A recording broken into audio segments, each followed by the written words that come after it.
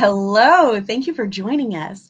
I'm Christy Bridges, and I am part of an author Christmas giftaway, Christmas book giftaway. Anyway, we are giving away 9 different paperbacks by different Christian authors in several genres.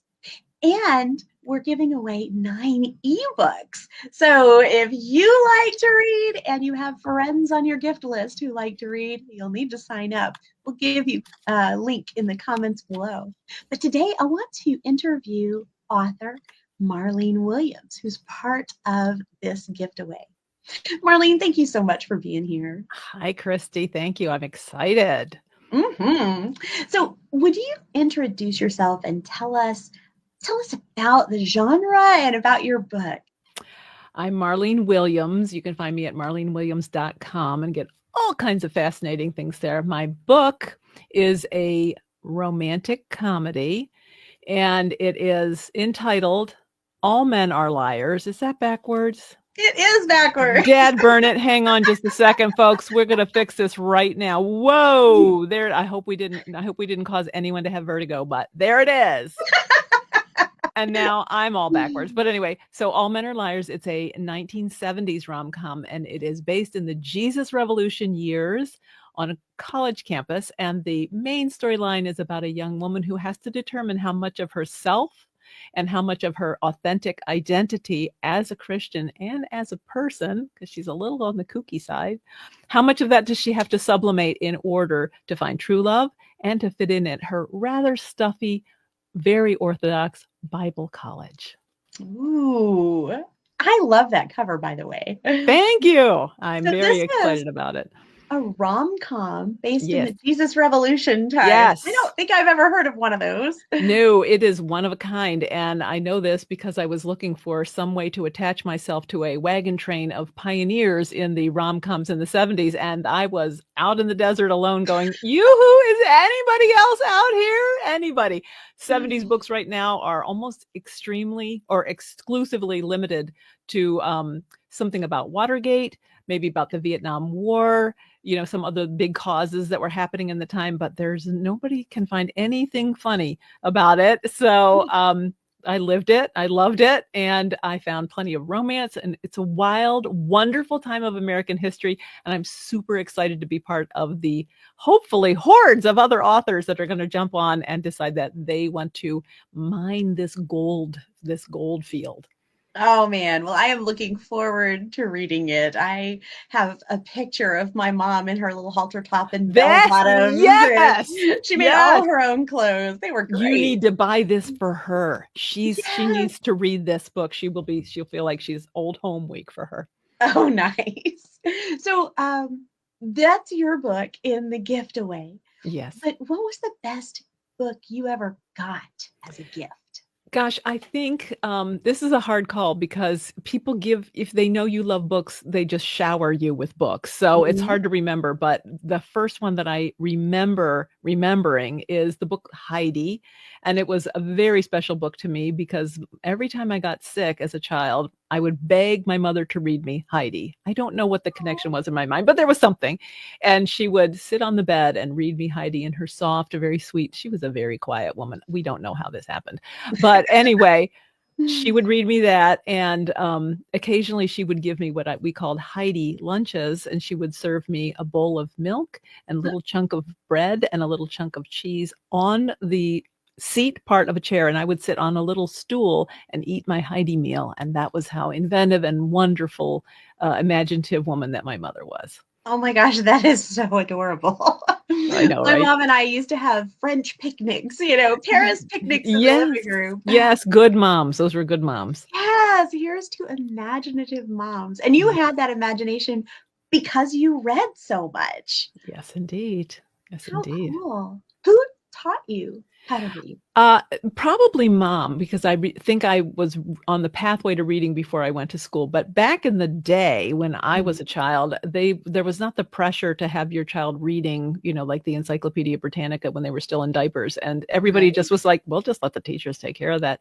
So first grade for me, it was Mrs. Spearman, my first grade teacher, who I loved and adored. And my first book that I remember was Fun with Dick and Jane, with the Spot and the Fluffy, the kitten. I think that was her name, Fluff. But I was so excited because I remember learning to read the word cat. And when putting those symbols and the sounds together, the classic old phonetic way of teaching reading, and it was just like a Helen Keller at the pump moment. I was so excited. I finally cracked the code, and then it was me and books, the love affair that never ended. Oh, for sure. Whoever invented that whole like alphabet thing just Oh, is probably my best friend for eternity. yes, forever and ever. Yes. So what's been your favorite book of all time? I thought a lot about this, and I have props because I'm a theater person. And this, which is Dawn's Early Light by Ellsworth Thane. It's a book that's very not popular anymore, and you can tell this is an old library book. I did not steal it, I promise. And if I did, I didn't mean it. But anyway, it's part of Ellsworth Thane's famous to me, Williamsburg Brides series. It's a series of, I think it's 7 books, but it goes through Williamsburg, Virginia, the colonial Williamsburg, here, and sort of relatives over in England. And it tells the story of this one family, a couple of families. It's like a family saga book. And I adore this book, and I read it annually.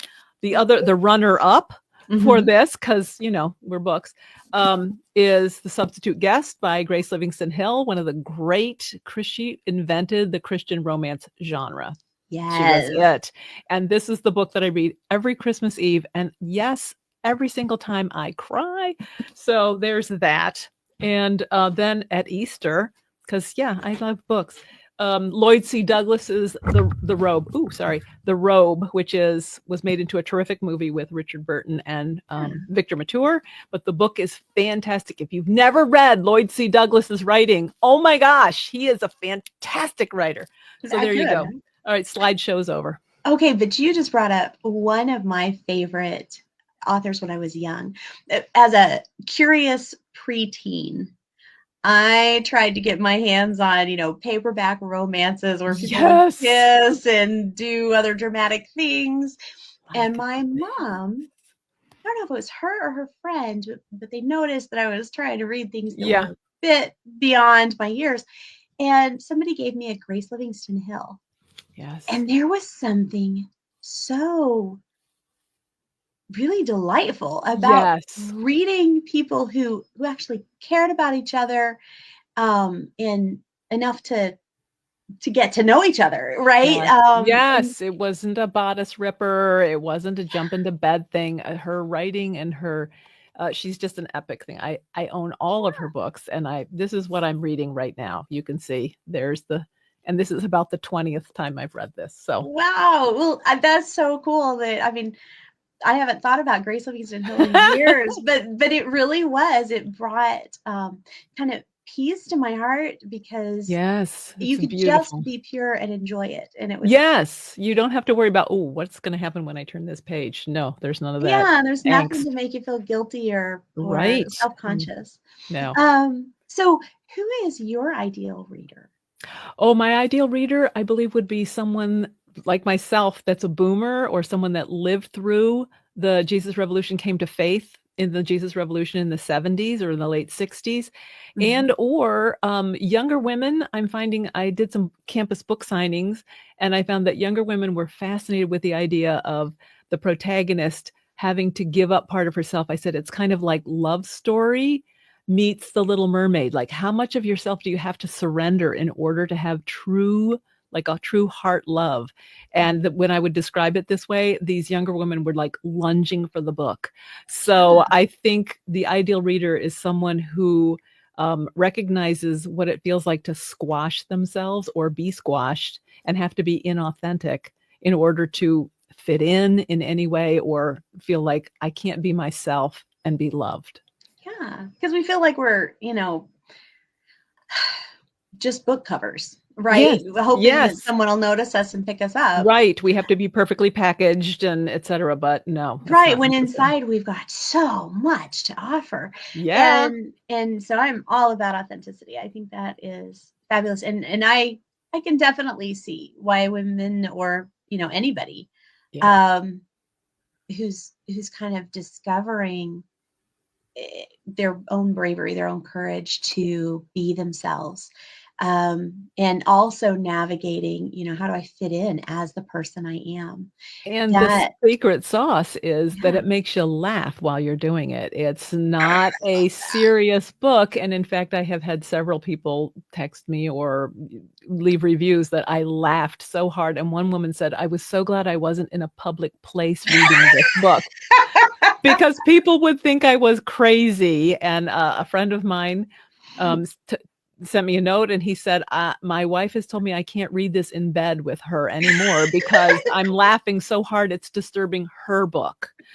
So there's a lot of humor. And of course, with humor comes a heartfelt, you kind of crack people open with humor, and then you can land these beautiful truths into their lives. I love humor. There's so much that's serious and sad in real life. When I read a book for entertainment, I want to laugh. That's awesome.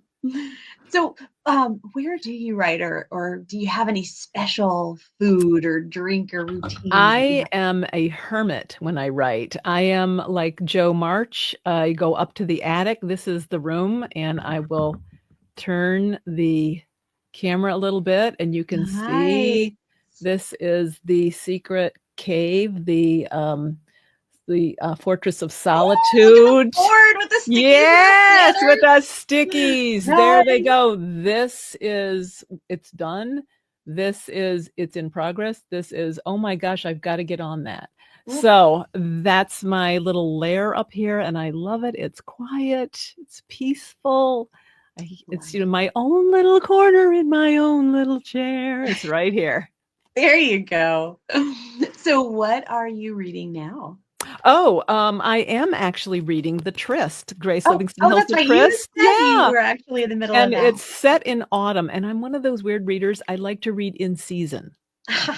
Like, I I get it. cannot read a Christmas book in July. I cannot read an autumn book when the birds are chirping and the apple blossoms are blooming. I'm like, get out. I'll see you in 6 months. But Ah, that's what I'm reading right now. sweet. Now, one question that you have asked all the authors that you've been interviewing, I'm going to ask you. So, all of our gift away books convey a spiritual truth. Yeah. What is the truth that your book centers on? Thank you for asking. And it has been so interesting to me to hear what is in the heart of the authors, our group of authors. And for me, I think this book is telling us Jesus sets you free to be who you are. He loves you. He made you exactly the way that you're supposed to be. You do not have to pretend. You do not have to layer on acceptability or conformity. Hey, I'm from the 70s, baby. We eat nonconformity for breakfast. So this book is all about you can be your authentic self and still be loved and still find love and still take your place in the world, and you don't have to people please or disguise yourself. Jesus Mm. sets you free to be the you he intended you to be. Oh, I love it. Yes, yes. Well, Marlene, thank you so much. So, My if you've pleasure. been watching, go ahead and order Marlene's book. You know you don't want to wait. You know you want Yes, All Men Are it. Liars by Marlene Williams. You can get it now. And also in the comments, we're going to post a link for you to sign up for the gift away. So 9 different ebooks will go to individual winners. And then one winner, the grand prize winner, is going to get 9 signed paperback books. And these are young adult fantasy, historical fiction, romance, rom-com, devotional books, all kinds of neat stuff. So you have people on your list who also like to read as much as you do, but they may like different books. Mhm. Sign up. We'll see you soon. Thank you, Marlene. You're very welcome. Merry Christmas, everybody. Mm-hmm.